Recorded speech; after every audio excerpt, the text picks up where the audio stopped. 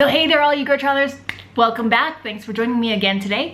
Currently I am in China and I'm on my press trip and roaming around the Qinghai region. I've been getting some questions from some of you about hotels, and a couple of months ago I got this comment from Fiona R, who left like a lot of questions that were all hotel related. At first I was very overwhelmed because of all these questions. And then I realized it was actually a blessing because it outlined an entire blog post for me, or it outlined an entire video for me. So I can just answer these questions and give you my ideas on staying at hotels. So today I'm gonna do a video for you on tips for staying at hotels. Number one, what are some tips for choosing your hotel? Because I have a short time, or I feel like I always have a short time in a city, I like to be able to navigate it very quickly and easily.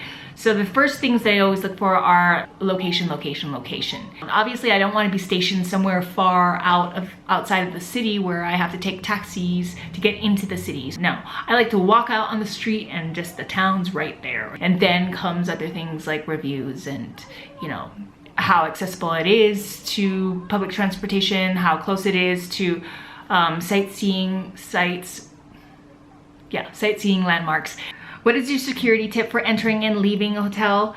Do you use a door stopper so that no one else can enter? Depends on how safe I feel in the hotel. Obviously I would not book a hotel that I didn't feel safe in, but in the case that I do a chain lock, I'll use that. I might take a door stop with me. Those are kind of things that I might use, but for the most part, the hotels that I've stayed at, I've not really needed them so much. Number three, do you leave your stuff in your room?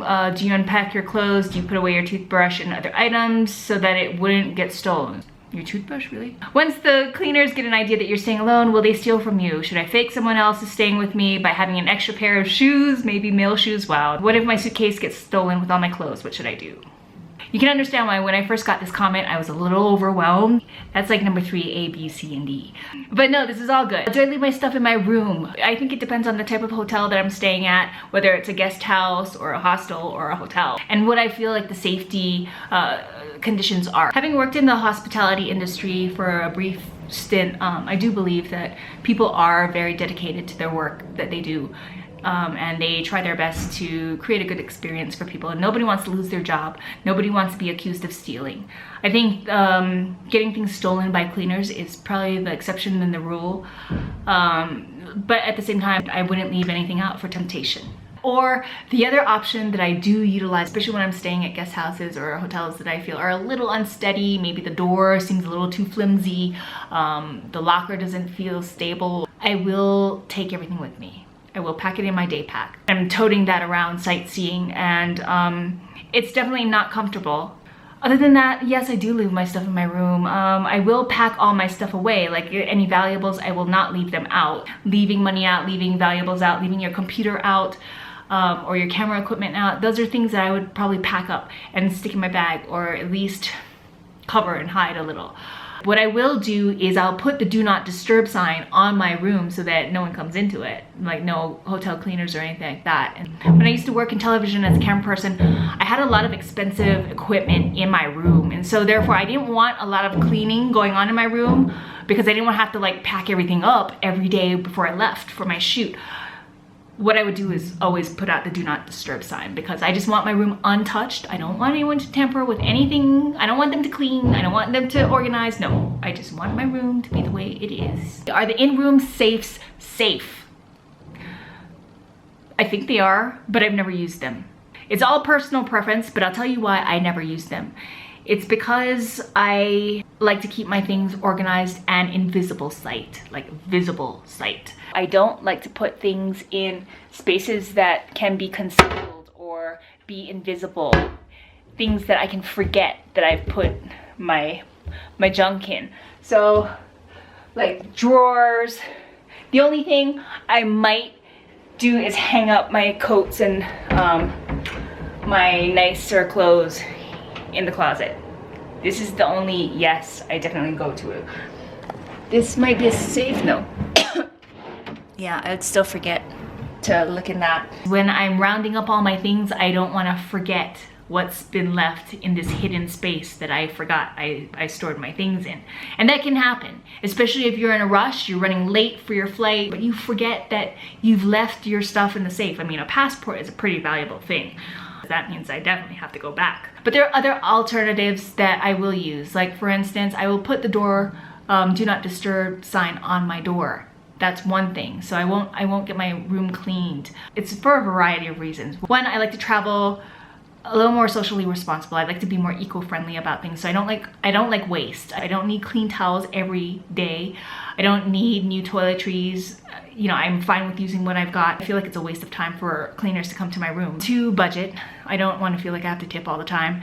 And 3, I don't like my things touched. When I come in, I like to sprawl all my chargers out, and I don't like people to come in and move them or arrange them or anything like that. Number 5, what's a good time to be off the streets? That's a really hard question. I don't really come back to my hotel till it's midnight. Because I'm usually running around and trying to film things, and I need to make the most of the trip and the most of my time. And I'm very aware of everything. I don't take anything for granted in my surroundings, especially if they're foreign. But if you feel like, you know, the place is sketchy or you don't feel too confident traveling at night, I think a good time to be off the streets is anywhere from 7 to 9. If you're comfortable, then maybe 10 o'clock. I'm sure there are other travelers out there who will suggest not staying out or going out at night, you know, but at the same time, there's so much stuff that does go on at night. To completely remove that from your schedule is kind of like removing a part of the culture and the lifestyle of that area that you're going into. Like when I was in India, I was in Darjeeling. At night, yeah, it gets dark, it gets very dark. But the streets are lit up and people are roaming around. It's almost like a little mini festival. Shops are open and people are, you know, buying souvenirs or buying things. Families are out and they're going, you know, going for dinner, or they're just walking around strolling. So I think it's really up to your comfort level. Number 6, tips. Now that's a really hard one because I'm an American, and in America land, tips are an expected thing. I know this is going to be a touchy subject for some people because some people really believe in tipping. Like you should just tip everyone. You know, that's Western approach. In the United States, tips are just kind of like an etiquette. It's an etiquette that's turned rampantly into an expectation. When it comes to hotels, I think it's up to personal preference, budget, and cultural etiquette. There are some countries in which tipping can be considered offensive, or tipping is not expected or a normal part of the working lifestyle. It's up to you how you want to set the tone of your trip. If I'm going to someplace like Las Vegas, I might tip $1 a day, and you know, you'll see like maybe Chinese or Asians coming in, staying at a hotel. They don't tip.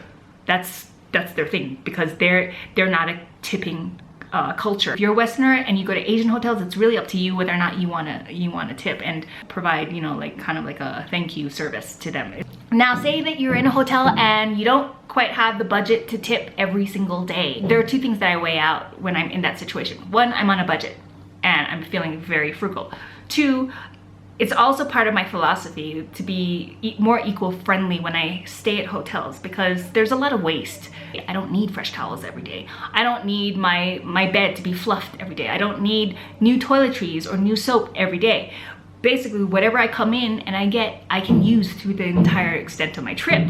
I put out the do not disturb sign on my door, and yeah, I don't let the cleaner clean my room. And that way I also have a safe room, and I don't have to tip every day, and I don't have to waste resources.